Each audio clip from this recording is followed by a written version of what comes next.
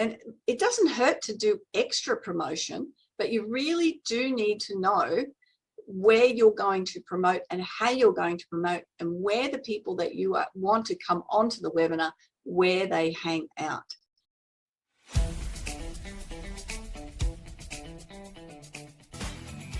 This is the Business Owners Smashing It Online podcast for entrepreneurs and business owners looking for cool online tools, apps and strategies to make business easy online. My name is Nick Cree and I'm your host.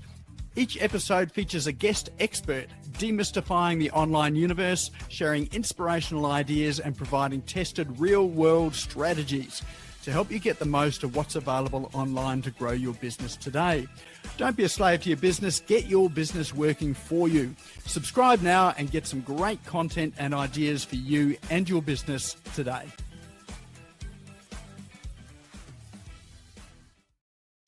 All right. Well, now it comes to the time in the evening where we're going to learn a bit more about webinars. So waiting patiently in the wings, we have Janine Vosper. She's going to be talking to us tonight about the power of webinars to explode your leads, skyrocket your sales, even if you have a face for radio. So a bit about Janine. She's a conference speaker, sales trainer. She's a professional speaker coach, which I think is one of the first times that I met Janine, because I was on a broadcast and I won the most number of ums and ahs that were said in the session there, and Janine was the judge. So that was my really first real introduction to Janine. Never forgotten that. So but it's been made me a lot more conscious, so that's good. Well, it's only about 70 or so in 3 minutes, Nick. It wasn't too much, was it? No. And I have to say, I was at the supermarket, I was concentrating on something else, and I was thinking, I'm thinking I've got a grocery list on one hand and I'm trying to talk on the other. You did well. Thank you. So just a bit more background. Janine's worked as a general manager of sales for a multi-million-dollar national supply business. She's been there for over 20 years. She's got hands-on experience coaching high-performing commission-based sales team. Anyone's done that knows that what a job that is. And it's a lot about motivation and helping people to really achieve what they want in life. So she's been really good at helping people to do that. She's established her own training business, Speech Perfect, back in 2007. And she's an author of 2 books, Good Girls Do Sell, The Modern Businesswoman's Guide to Authentic Selling, and Being Unstoppable. Remember, when life gets challenging, you've got this. So she also sits on some not-for-profit boards. She's the host of the We Are Women podcast and mastermind groups, and she's represented her country, which being Australia, at Power Talk International Speaking Contests. So she's been described as brilliant, powerful, informative by people all over the world. So, but there's one thing that sums up what Janine believes, and that there is no doubt that the key to success in any business is to be able to speak with confidence and with purpose. So let's put our hands together and welcome along Janine Vosper. Yeah, thank you for that intro, Nick. And thank you, everybody. I'm going to share my screen here so we can get started on this. Wouldn't be a session on how to create a webinar without a PowerPoint, would it? I mean, come on. Here we go. And we just turn the screen around so I can see everybody's faces.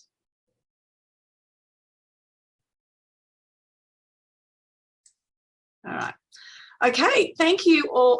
First of all, I know some people said that they do webinars. If I'm looking to the side at all, it's because I have dragged everybody over to the side, and you know how it is when you look at people's faces, and I want people to respond to things and to the chat. So I heard a few people have done webinars or regularly do webinars, and I want you to pop in the chat what your webinars were for. Were they just to inform people? Were they to inspire them to, take on the world? Were they to sell a product at the end? What were your webinars designed for? Inform, inspire, sell, great. Training and sell at the end, yeah.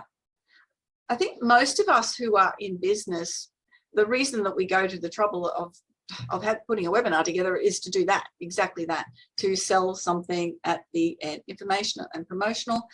Yeah, there's a few different things I work with people. Sometimes it's just to set them apart with their brand, and it's more of an interview style webinar. and to build their reputation. But what I'm going to be talking about today is the ones that we're selling from, okay? Trying to get people to take the next step with me. Awesome. Thank you for sharing all that. Appreciate it. So yes, I'm going to be talking about 3 secrets or 3 steps to be able to unleash that power of webinars, but to do them well, because it does need, you do need a formula. I've worked with some clients the other day, and she was saying to me, oh, I've been doing these webinars and I just realized why they're just not having the success I want. I've just been doing it all wrong. So hopefully when we work through some stuff, you're going to pick up some things to take with you. Happy to have questions throughout, but I might miss them. So if you write down your questions as well, that would be really great. Or Nick, if you see some question come up, that's sort of pertinent to what I'm doing, that would be terrific as well. All right. I love this quote. A lead is only valuable if you can turn it into a sale. And leads don't make money, sales make money. And what we're going to be talking about today is a webinar being part of your funnel into your business so that you can make a sale eventually. In the meantime, you will build your reputation, you will build relationships, people will know, like, and trust you. But what we really want to be doing if we're in business, we want to be making money, and we do that through making sales in our business. A webinar is one of the best places to develop that relationship with your person that's listening to you, because you are demonstrating your expertise. It's getting that balance right, though. How much expertise? How much do you talk about yourself? How much do you do on the sell? Who has that question when they come to do it? How much do I put into each part of it? And I'll run through some of that with you. Get people to, yeah. Okay. All right. So let's look at this.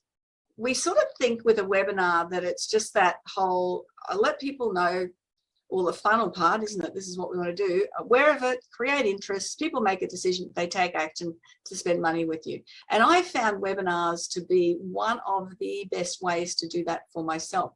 I started running webinars to sell into my day training programs probably about 5 years ago, but I really didn't start them, and have a think about this, didn't start them to sell into my day programs. I started to sell into online programs and gave the day away as a bonus. But what I ended up doing was filling all my day programs, which was really exciting, because the beauty of webinars is you can redo them over and over and over again.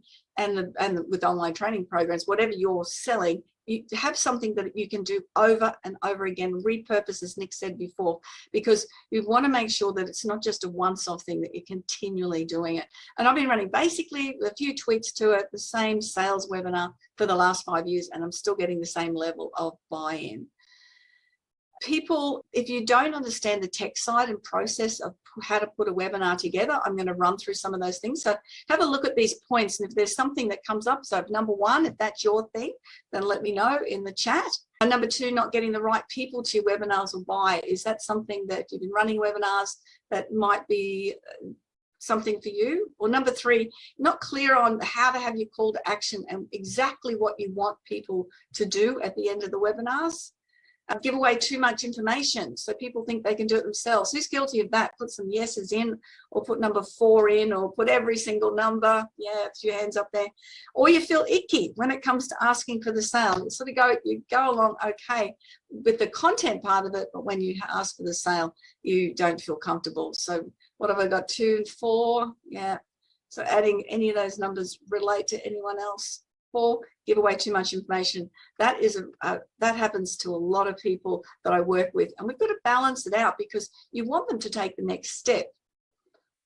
I'm a newbie learning, so not sure yet. Excellent. Nick gave you a bit of information about me, and have done quite a few things. When I was GM of sales, I was working with the big boys at the top end of town, and created a multi-million-dollar business that I was working for as the GM, but working with sales teams. So this is just to make me look impressive. Does it look impressive? Yay! And but it just means I have done a little bit, been around the block a few times, and I know what I'm talking about when it comes to making sales. And that's what webinars do. It's a way to make more sales. And it's a way to educate, but it's a way to make more sales, which is what we're looking at today. And people that I've worked with, these amazing ladies, they made incredible sales after they got their webinar presentation right. They ended up getting a free trip to Vegas. They won things because they got it right. Why do we have a webinar funnel? Well, the first part, it amplifies the visual experience. Who is visual? Well, I'll tell you this, 50% of you will say you're highly visual at least. That means people want to see something, not just hear things. We've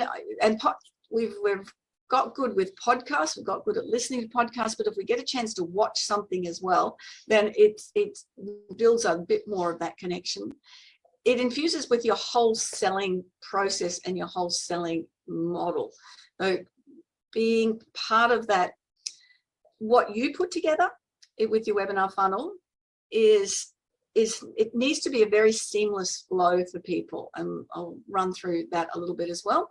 You can run your virtual presentation like a live event, meaning I prefer to run my webinars live and then have a recording, because the recording then is you have that forever. But to treat it like you're at a live event, I know we've had to do that for the last 2 years, as if we were standing on stage somewhere. So definitely treat it like that. It builds real connections and it helps you qualify leads. Definitely helps you qualify the leads that are coming on, because they're coming on for the whatever you put as your title and your topic for your webinar. This is the simplest looking webinar funnel, and it is a lot more complicated than that. If anyone's done a webinar and tried to get people on, we want to get traffic to our registration page, so we do our marketing before that. We definitely then have something automated set up as a thank you page that's automatic when somebody registers, and then they'll get to attend the webinar and they'll buy, or they replan the buy. Who wants it as simple as that? Just that's easy, that's all we do? Yeah, no, it doesn't happen. Sorry about that, guys, but it nearly does. The 3 steps here that I'm going to be talking about. First one is the promotion part of it, how you get people onto your webinar. The second part is the formula. That's the secret sauce when it comes to doing webinars. And the third part is how you do the call to action, or what you want people to do at the end, and how you can be very, very clear about what you want them to do. Okay, let's get started.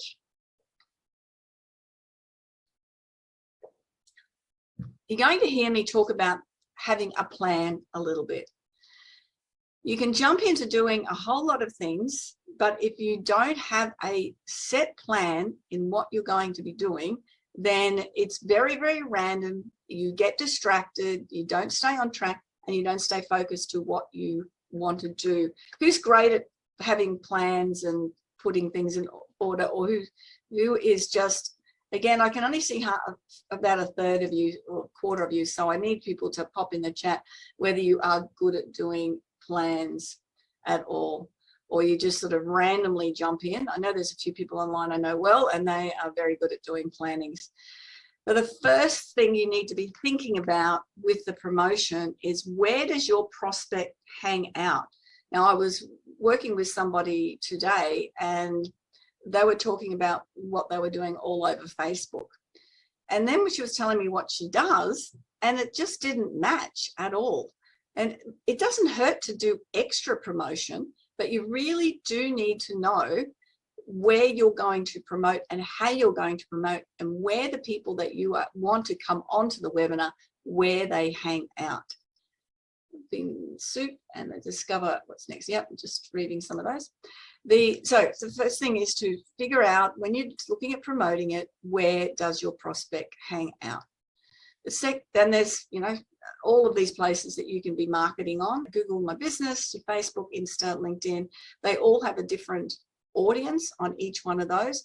Email marketing is still probably one of the best ways to get your message to somebody, because they'll, a good percentage of the time, if you've been building relationships with them, then they'll open the email. Remember, email marketing is not just asking for things, it's giving value as well. And if you run a meetup group, then you can do that on Meetup as well. But figure out where your audience hangs out. But that's an important part of having the plan. The second part is how to write an engaging headline. I had a chat with all word today about that. I've got to get back with an engaging headline on something. Sometimes that takes you, it's just as long as doing the webinar, is to figure out what is going to grab that audience. Now you know where they are. What's going to grab them so that they will come onto your webinar? What is it about? What is the need that you're creating for them? The writing an engaging headline is such an important factor. And here's a couple of them that I prepared earlier. How to unlock your brain's potential, online webinar. Oh, look at that one. 3 steps to unleashing the power of webinars. And discover the top steps to unlock the science of living fearlessly. And then you might have a sub one as well. Oh, another one, top 5 techniques to make more sales without selling anything. And then you might do it with a question and hit the problem. This is the ones I tend to do a lot of my marketing with my webinars, is I'll have the problem come up. So are you tired of scratching sales but not making headway? So think about a main problem for that audience, where they are, and then have a catchy title for your webinar, but also when you're doing your marketing, have a title that deals with the problem that those people are experiencing. I'm just going to flick back through some of the faces because I can't want to see Nick's face. Beautiful, Nick. I just want to see that one. Okay. All right. So is that good? Is that helpful? Just figuring out what sort of headlines you want, but deal with the problems. So your headline is going to solve a problem. And what's the client's problem? Because you really need to know your audience. I find getting the headline is one of the great ways to start, because you know where you're going with it there. You know what you've got to create to solve that problem. Here's a couple more headlines. This one I saw: sick of applying for jobs and never hearing back. I've got you covered. And this one here, kapow, my passion for teaching. You know how I'm a highly paid social media manager, so that you can too. There are a couple of different ones here. The pictures are created with them. How to be a highly paid social media manager. Who would want to know how to do that? So it's important to have something that is really grabbing and that people will want to read more and pay attention to more. But more of your marketing material. I knew what I was talking about. Okay, that helpful? And then the second part of this is set a link up to register. I do this across a couple of different platforms, but I tend now to use Zoom 100% of the time. And Nick's very clever. He's got all his set up on his webpage, and he's super duper at all of that tech stuff. I like to keep it as simple as possible. I've always used Eventbrite or Humanitex. The benefit of setting up a specific event on Zoom, not just your regular Zoom meetings, is that you can put all your marketing and your branding in there for that particular event. You can collect the registrations, you know who's registered, and you can ask for their phone numbers and emails. You have to get their emails anyway. I tend to just ask for their emails because it's a little bit too confronting, but they're already registered, and you can automatically send out reminders from that Zoom registration. So setting up that on Zoom is a great way, or you can set an event up on your usual event platforms. By setting it up on Zoom, it eliminates one step, and we all want to make it as easy as possible for people to register. Because as soon as they register, they get the link automatically, so you haven't got to think of doing that for them. The next part is to thank them for registering. So the beauty again of that one with Zoom, most of the other platforms do it as well, is they'll send out a thing saying thank you for registering.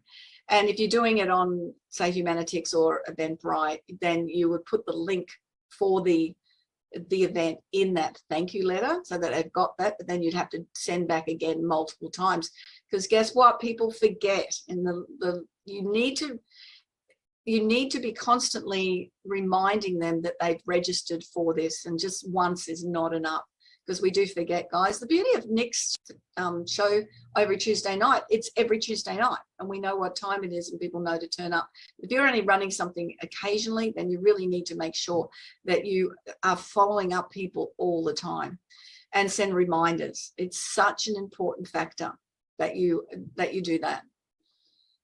I can't reiterate that enough. If you want to get the people on the webinar, then you need to do all of that and have some reason for them to do to get on. One of the things I tend to do is to promise a soft copy of my book if they come on and stay for the webinar.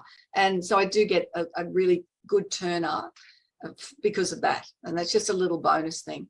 And follow up and re-engage. So if they haven't made it on, you do definitely need to follow up again. Don't just write them off. They registered for a reason.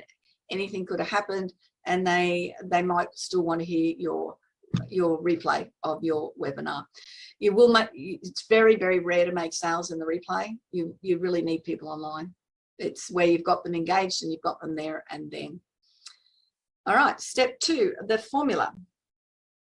Don't you love that formula? Is there a specific structure in my webinar to follow? Well, the answer is absolutely yes. And we'll go through that. But I want you to be taking note of what I'm doing and what I have been doing in my structure all the way through. Has anyone been clever enough to sort of look at the slides as we've gone in the order and figured out what I've been doing? That's right. I'm going to tell you anyway. That's all good. How do you strike the perfect balance between content and pitch? The percentage, you need to be able to introduce at the beginning of your webinar, you need to let people know that they have a problem and that you can solve the problem. At the beginning of the webinar, you need to be able to ensure that you've got the expertise to be able to solve that problem through demonstrating your experiences and maybe a testimonial as well. Then you've got the bulk part of the webinar, which is your content part. And then you've got your call to action. What I see happen a lot of the time is people run out of time for that call to action. They've got too much content and they run out of time. So getting that balance right so that you know, if I'm doing an hour webinar, I need a good 10 minutes at the end to do the call to action. But just making sure that you pace it out right. Who's ever been on a webinar where there's just no content, the whole thing is sell, and you've just gone, I've just wasted all of that time. We don't want that either. We want to offer value. And how do I transition smoothly from teaching to the selling mode? And these are the questions that I get all the time. What you're doing is you want to be soft selling all the way through. So you want to be talking about, you know, when I help the clients, this happens. When I've worked with other people in the past, they've achieved this. So that when you get to the selling part, it's not really selling because people are really engaged with what you're doing and they recognize that you've got something to offer them. Up front of my webinars, and I haven't done that tonight, but I will tell you, and I think Nick said I've got a giveaway at the end, but I have got a giveaway and I've got an offer to work with me, and I will tell people that right at the beginning of my webinars. Most people expect it, don't we? We know that there's a sale coming up at the end. Because people have gone to a lot of trouble to put the information together. And depending how long does the webinar need to be, I sort of find the hour is about a limit of people's, if it's really engaging, is about a limit of people's attention span. But it takes that long really to show, here, I know what I'm talking about. I'm an expert. Here's some great content. Come and work with me. You sort of need that amount of time to do that. The starting a presentation, you need that title slide. So again, that's something that's engaging, that with your title, we talked about that and the slides. And you're about to discover. So at the beginning of mine, I had things about sales and the funnel, talking about what we're going to be doing. And who am I? So who am I? Why do I think I've got this expertise? This is a bit about me. And the about to discover part, I just want to jump back on that. That was where I showed you those 5 problems. And I got you engaged to tell me what those 5 problems were. So rather than me just saying them, I wanted you to have some engagement. And this is such an important factor when you're delivering webinars, that you have people engaged in answering questions that are easy. Answer questions like that, or you're going to get a yes answer. You don't want negativity in your responses for people. You want them thinking yes already. So we had all those 5 questions at the beginning, and yes, they are problems of mine. Who am I? Front load the results and future cast. So the results that people have had, that was a little bit with that testimonial. So what are other results that they had? That was a very quick one.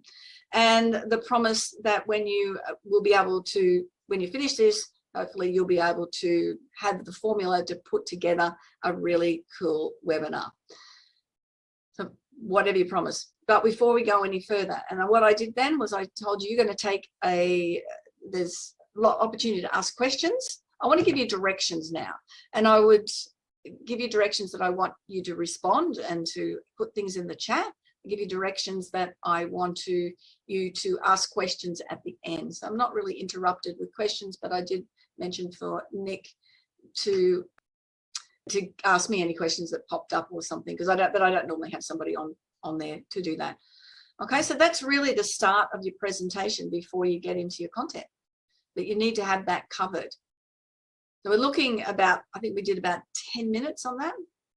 And then we look at the content. This is where most people would normally start their webinars, is what am I going to talk about? And I work with a lot of professionals, and they have got so much information. So when I work with lawyers and accountants particularly, they've got a ton of information. Their webinars are purely branding, reputation. Here I am really smart. Look how much information I know, and I'll give it to you. And it's overloaded with information that you can't take it all in. And this is going to be a little bit like this tonight. I'm sorry, but I want to add as much content as I possibly could here that you can take this information in. So the content, being really aware of how much content and how you structure it. So how did I structure it? What did I do? I told you you're going to be learning. Anyone remember? It's pretty simple. Waiting for a chat. The chat's always a bit delayed. Now that's something to be aware of as well. The chat is delayed a bit. You remember? Ron looked like he remembered. I had 3 steps. That's it. I told you there's 3 steps. Make it really simple. 3 or 5 steps into what you're doing. People go, those are the first. All right, now we're still in the second step here. I quickly added this in. It's about the design. I'm not going to run all the way through it. You can design it as you choose to run it, but I'm looking at the style and the images, what font you want to use, be consistent with things, animations, transitions. Don't do, my animations are always just appear. Don't do anything too fancy. That drives people crazy. Your colors, your branding, your consistency, just making sure it looks good. I was watching one the other day and I had so many words all over the screen. I'm trying to figure out what I was going to look at, and I didn't know where I was looking at all. The images, they've really got to tell a story. Now, if you saw an image like this and I was doing something on greenhouse gases or saving the planet, that image would tell a story, wouldn't it? You finding the right images are so important. And if I was doing something on, being calm and learning how to settle, and I'm thinking about the words here, you know what I mean. You got it. I don't have to tell you. The image tells it all anyway, doesn't it? Looking at what images you're using and how you're using those images are so important to what you're doing. The delivery of it. This is where my background in coaching, in speaking, is something that I'm very, very particular about when it comes to delivery of webinars, because I have heard some, and Nick joked before about his ums and ahs, and he was very distracted that day. But I have heard, and I'm sure you have as well, heard some webinars or some people speaking, or even on podcasts, and the delivery is just not smooth. They use a lot of filler words. They don't seem to be very organized in what they're doing and how they're saying it. They don't know how to use their voice to change the pace and pitch and tone of their voice. And they just don't connect real well. Delivering on camera is so hard, because at the moment I'm looking at the camera, but I keep looking across at you guys, and then I'll look back at the camera. It's one of the hardest things to do. I had to deliver a 1-hour webinar on sales to over 300 accountants, and I didn't have them on screen at all. Actually, it was great because there was no distraction, so I just had to look at the camera and keep the energy up. the energy you need on stage is one thing, but the energy that you need to have on a webinar or online presentation, you have to notch it up another level. If you are quite a subdued person, you need to really pump it up a bit more. In the delivery, being confident and being really assured in what you're doing and what you're saying and how you're saying it. One of the things that I teach people when we're speaking is that nobody knows what's going to come out of your mouth. Usually I don't know what's going to come out of my mouth. So if I get something wrong, nobody knows, do they? I mean, that was some of the biggest learning for people, is that there's no need to apologize because nobody knew what you were going to say anyway. They just move on and just be confident about what you're saying and how you're delivering. As I said, high energy, being enthusiastic, and sometimes it needs to be a little bit faster pace just to keep up that enthusiasm and that energy. No filler words, none of your ums and ahs and likes. That is probably my biggest pet hate out of any filler words. But there's others like basically and, sorry, someone's asked me a question there, I got distracted. There's other fillers with basically, actually, even things saying things like but and however, because they disqualify what you've said previously. But being aware of the words that you're using. The occasional one does not matter. If you've got them repeated over and over again, then you'll lose your audience because they are distracted. Am I right? Do you get distracted by that? Do I use presenter mode with PowerPoint? No, I don't.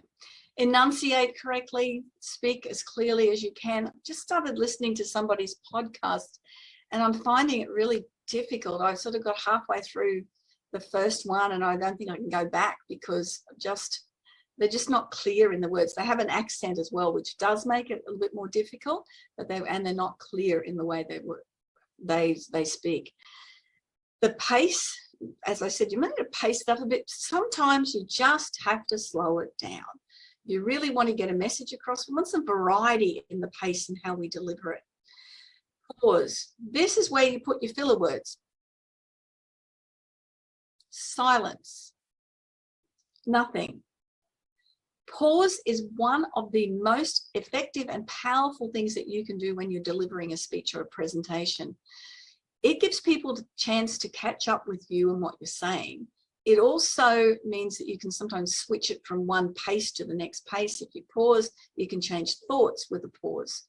But when you pause, people will stop and listen. It's that quiet, they pay attention. And you can pause a lot longer than you think you can without people dropping off to sleep. You just have to watch, those shows where they do those dramatic pauses, like 10 seconds, 20 seconds, 30 seconds, and we're still waiting with bated breath as to who the announcement of the winner is. The pitch of your voice, men tend to have a lower pitch, and people call it tone. It's not tone, it's a pitch of the voice. Most of us are quite easy with a medium sort of pitch, and if we want to raise it up in a higher pitch, that makes it a little bit, it can get really annoying to the senses. So listening to your voice and trying to keep it that medium pitch. The men tend to have a lower pitch, which is easier to listen to. Think Morgan Freeman, but it can get a bit mono, a bit just doesn't change in the pitch, and you need that variety of the pitch. Excellent. That's great, Cecily. Pause. Pause twice. The reason I put pause in here twice is because it's so important. I think I've got it in here again because pause is powerful. The gestures, I've been using some gestures here and I forget that I'm on camera, which is unusual for me to be doing that. But, because you've got to keep your gestures to yourself when you're on camera, can't take them to the camera. And so that's an important factor when you're thinking about where are your gestures. If anyone's has got the Italian blood and they speak with lots of hands going on, then that can happen as well. And again, no filler words. In case you haven't figured out, I've got this thing about filler words and making sure that we pause instead. Step 3, your call to action. How much time should be spent compared to the content? As we talked about this, so if we're looking at, say, a 60-minute presentation, we want 10 minutes up front, setting the scene with those points that I brought to your attention. Then we want to have a minimum of 10 minutes at the end, if not 15, because you have people asking you questions, but a minimum of 10 minutes at the end. And then we've got 40 minutes for our content in the middle. But working on that sort of ratio. Then if you've got 5 steps, and let's say you've got 40 minutes and you've got 5 steps, that's 8 minutes per step. And sometimes you can get caught up staying on a step too long, especially if you haven't scripted it or you're not timed out and you don't know how long you're taking. It's important to know that. And so 8 minutes then doesn't sound very long. You might have 2 or 3 slides with content on it within that 8 minutes. It means you've got 1 or 2 minutes per slide. But figuring out how you're going to pace yourself throughout the presentation. What if I feel uncomfortable asking for the sound? Too bad. It's why you're doing it. It's something you do need to be comfortable with, because, and this is when I'm working with people, teaching them in sales, you are not really selling anything. People are buying from you what you've got to offer them and what they need. So you've created this, the beauty of webinars, you've created this, I am an expert in this field and I can help you with this. So at the end, you're not, you know that it's someone's loss if they don't join you. Because it's not that you're selling anything to them, but you are offering to help them achieve their goals or achieve the results they want, whatever you're coming from. So I never had a problem asking for the sale at the end. And a lot of people get very subdued and quiet when they do it, and it's a bit of an afterthought. No, I know that there's a whole lot of really clever people on here that should know that if you've got something to offer them, then it's so important that people work with you, because if they go to someone else, they might not get as good a deal or as good a, they might not find someone to help them as well. It's your ego getting in the way if you're uncomfortable. How do you create a desire to buy? Well, we're doing this all the way through, and I talked about that seeding throughout, going, when people work with me, when this happens, this is the skills that people achieve and they're able to do this. So you seed all that way through, so people go, okay, I can see the benefit of what you're saying. And how to get people to take action then and there, where you offer them something very special, which is what I will be doing later, something truly, truly special. And how to get people to pay me for the product. I tend to keep it simple and use PayPal for my payments. Look, I'm not the tech guy that Nick is. If I'm with somebody and they pay me by credit card, I use Stripe. But I want people, and I could set up the thing on Stripe as well. It's just I've always done PayPal, and it just makes it a lot simpler for me to do it rather than going changing everything again.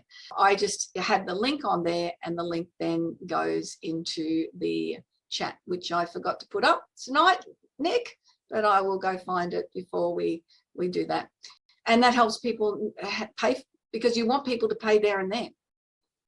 Again, what I said, they won't, if they're watching the replay, it's really, really rare. I have to tell you, the first webinar that I ever ran was that sales webinar. Now, tonight, there's a lot of information on the slides, whereas on that particular one, there's a lot more slides, a lot more pictures, a lot more stories to it.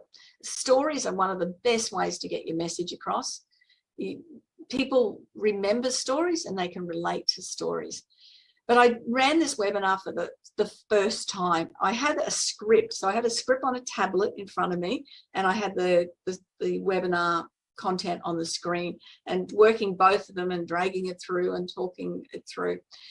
And I ran it on GoToWebinar. It was that long ago. I mean, Zoom just wasn't even doing anything then.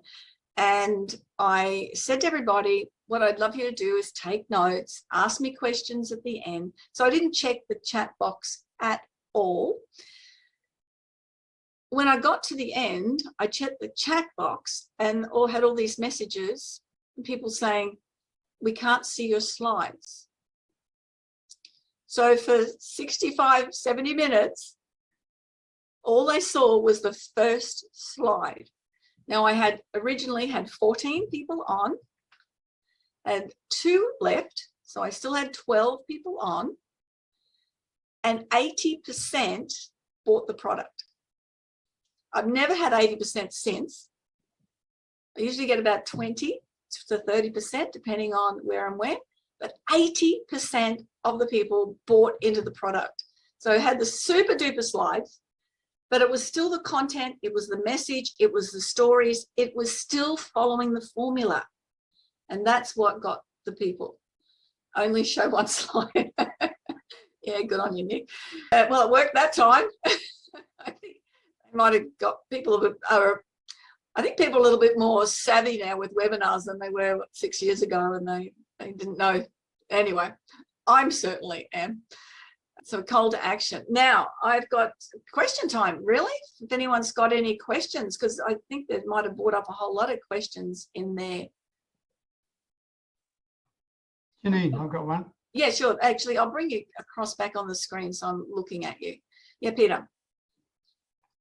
What's your experience of people who are actually registering to go to a webinar with absolutely no intention of going and just watching the replay?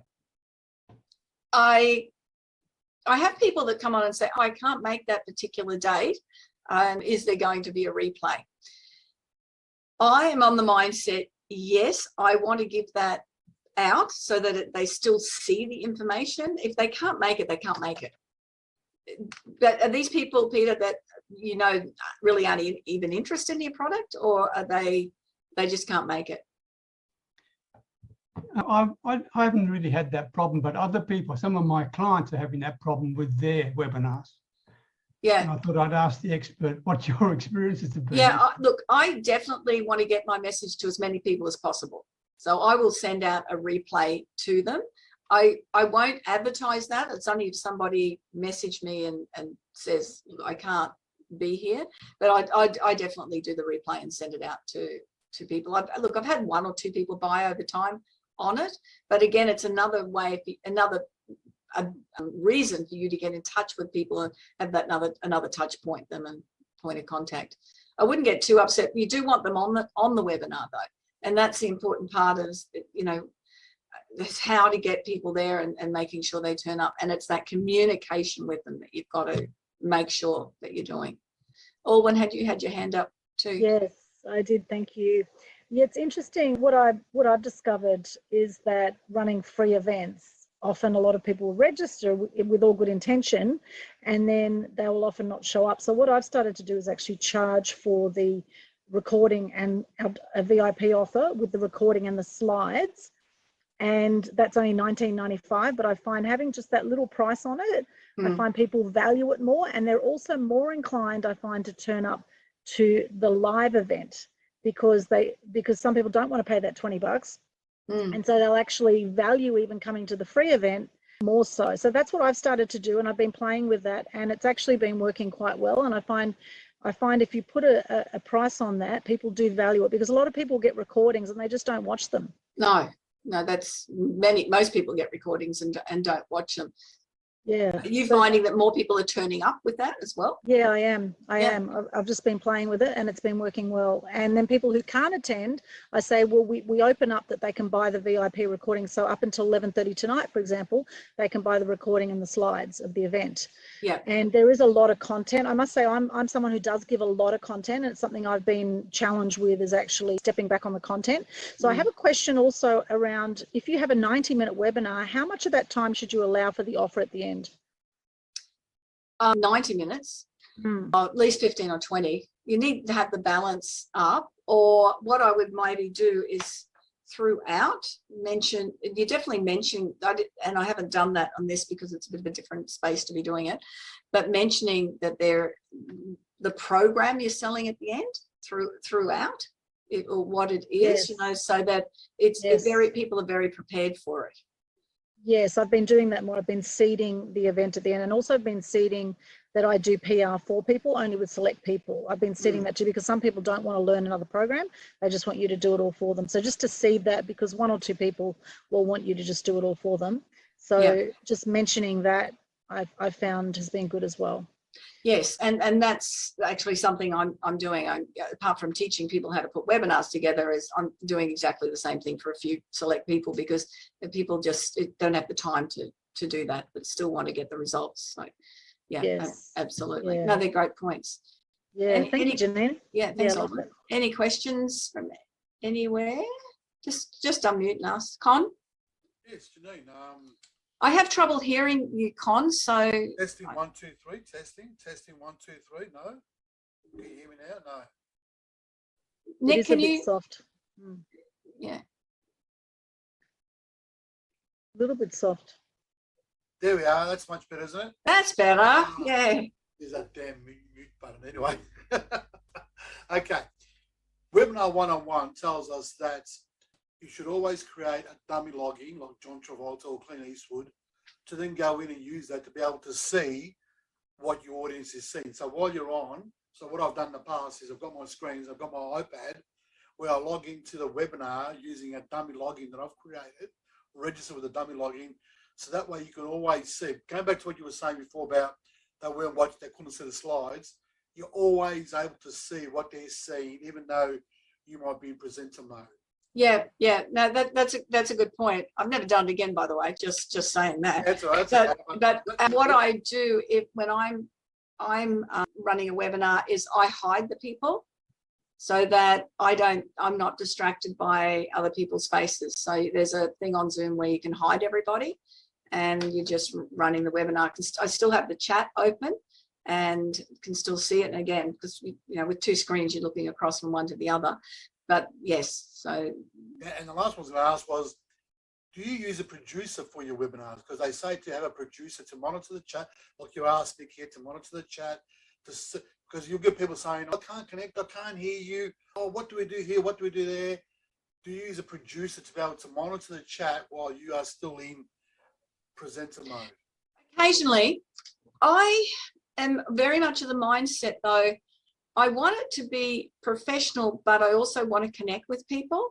So, I don't want, sometimes it's distracting. I'm just leaning across to Susie's and she can ask me that question in person. But you get distracted if it's something on the side screen.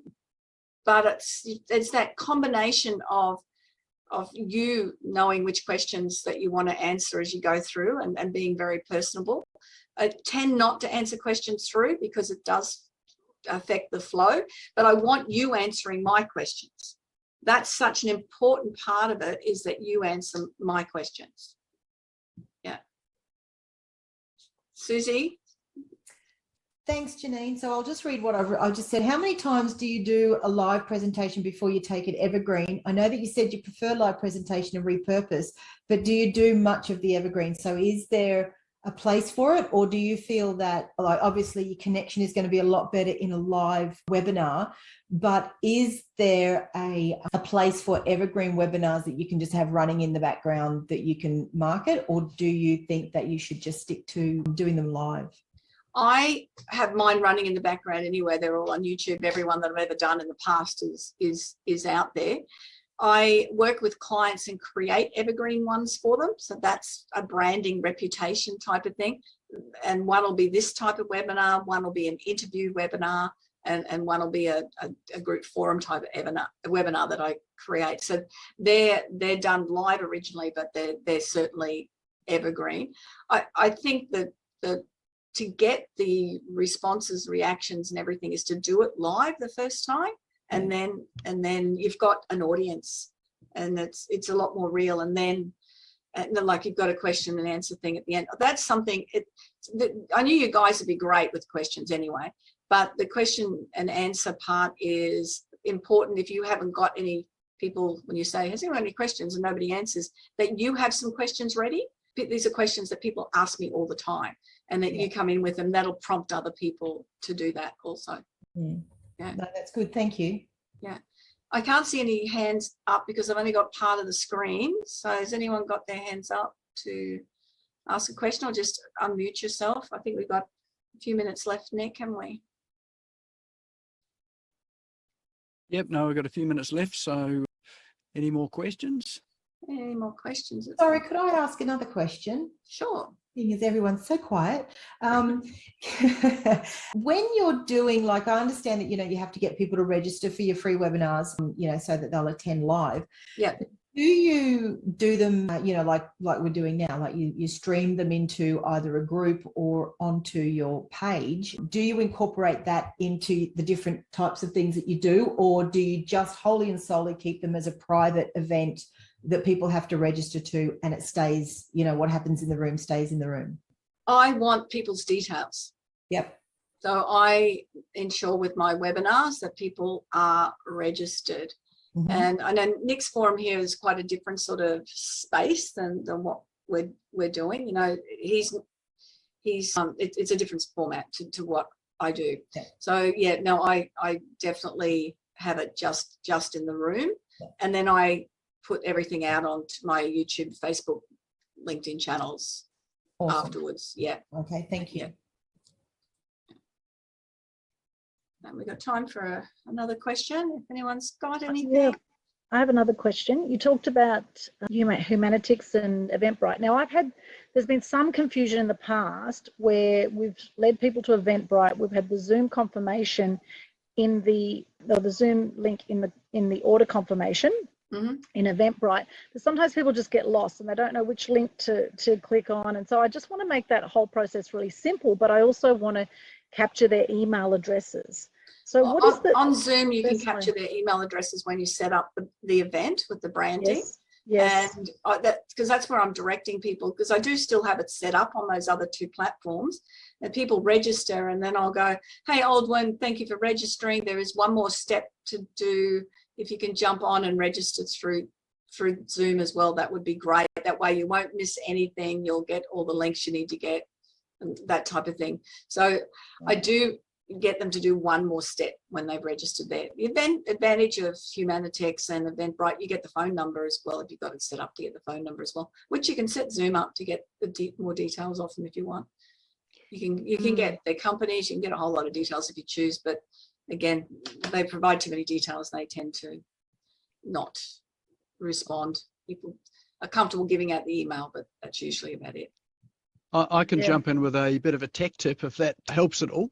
If you do set up an event on Eventbrite, if you don't set up your Zoom meeting first, if you set it up in Eventbrite, make sure you connect it. So there's an integration between Eventbrite and Zoom, so you can connect it all. And then when you create your event in Eventbrite, it will automatically create the Zoom, meeting, once you set it up.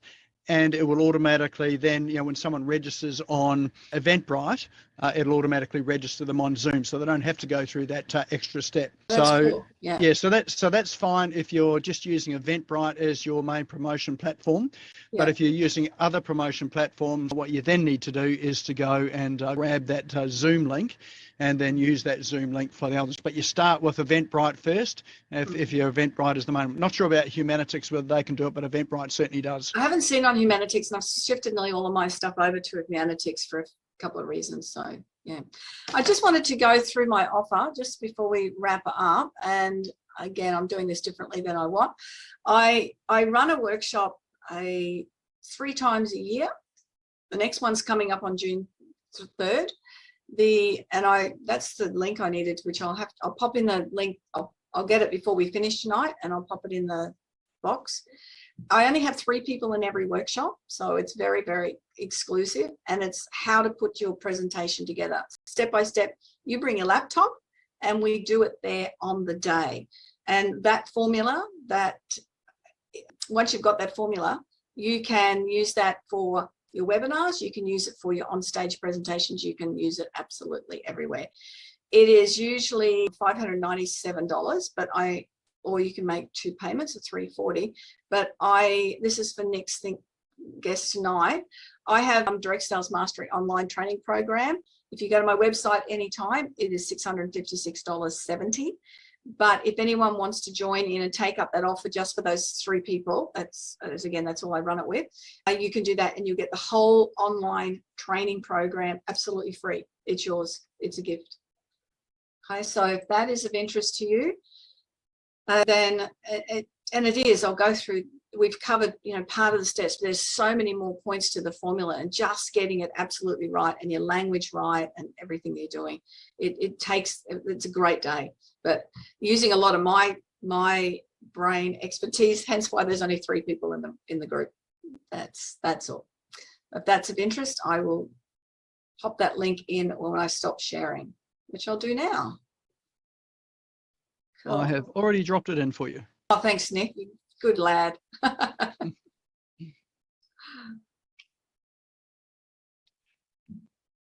All right. Excellent. Well, that's been awesome, Janine. Thanks for sharing all that tonight. I learned a whole lot of stuff there, and I'm one of those ones that's guilty, would you believe, of giving away too much information. Can you believe it? Yeah, I would. So, and that whole balance between information and mail, I think, is so important. So that's my biggest takeaway from tonight, and your three-step structure as well too. So thank you for that. You're welcome. Thank you. Now we do have a door prize for tonight as well too, don't we? We do.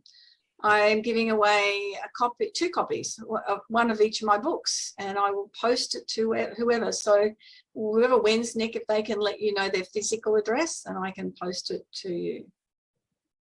Or I'll be at a meeting in Coomera tomorrow morning if people are on the coast, if that's relevant as well. Come along and pick it up. All right. So you've got two books there. What are the names of the two books? First book is Good Girls Do Sell, and that is for women or smart men, usually won by smart men, interestingly. And the other one is Being Unstoppable. Now, before we do draw it though, Susie has got one more question. Yes, Susie.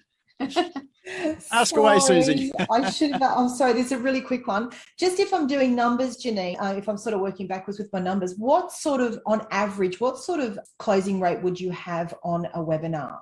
Usually between 20 to 30%, depending on the night of the week. You know, sometimes it doesn't happen occasionally, but it usually works around that sort of numbers. Awesome. And the thing is, you'll get a lot of people. So if I get 50 people register, I've got very happy now to have 30 people turn up. Yep. Yeah. And then from there, but you need a reason to stay on as also. Yeah. Yeah. So the retention will obviously drop as it goes along. But so if you plan for, say, half the people will turn up and around 20% would buy-in. That's a good buy-in. Yeah. Yeah. Okay. Yeah, Awesome. their 80% was just ridiculous. So I was just very happy with that. So no, that's great. Thank you very much.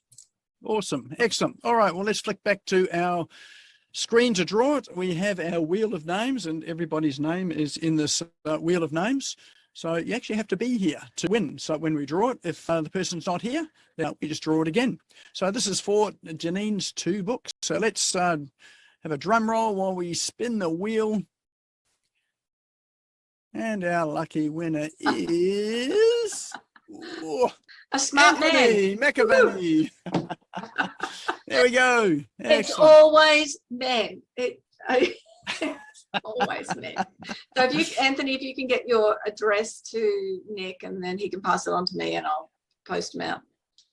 Yeah. Or if you're local, figure out where you are. Oh, and he's local somewhere, aren't you? Excellent. All right. Well, look, thanks again, Janine, for running through that session with us. I know I've got a bit more work to do on some of my webinars, so I really appreciate that. Thank you. For those that, and there was a couple of people that said that they want to watch it again, the replay will be up on YouTube tomorrow afternoon. So if you go to the Smash Go YouTube channel, it'll be up there tomorrow afternoon. In fact, the best thing to do is to go there now. We'll pop the link into our chat and then go and subscribe. And then when you subscribe, you'll see a little bell appear by the subscribe button. If you click that, then you'll get a notification by email when the video has been uploaded and the replay is ready. So, and just a reminder that offer for all that online training programs just tonight. Just tonight. So you can jump onto it any time before midnight. Yep. And so that probably means now is a great time to go and save that chat with those three little dots on the bottom right-hand side of chat. If you click on that, and then when you do click on it, there's a little message that tells you where it's been saved. Just click on that and it will take you to the location. Then you'll have the hyperlink there that you can go and click on and go to. Or you just click on the hyperlink there and go to it now. Yeah. So you're saying, Janine, for that one there, only 3 people can go along? First 3? Yeah, only 3. Yeah. 3 people. Okay, so first 3 on sort of can go along to that session. Absolutely. Yeah. Perfect. Excellent. All right. Well, once again, thank you, Janine. Thanks for everyone for a sensational evening tonight. And go and have a good week. And see you back again next week. Same time, same place. Thank you for tuning in and listening to the Business Owners Smashing It Online podcast. You can also find me on social media and online. Just search for Business Owners Smashing It Online and Nick Cree, spelled Nikree, all one word. If you like this and want to hear more, subscribe now. Until next time, don't be a slave to your business. Get your business working for you.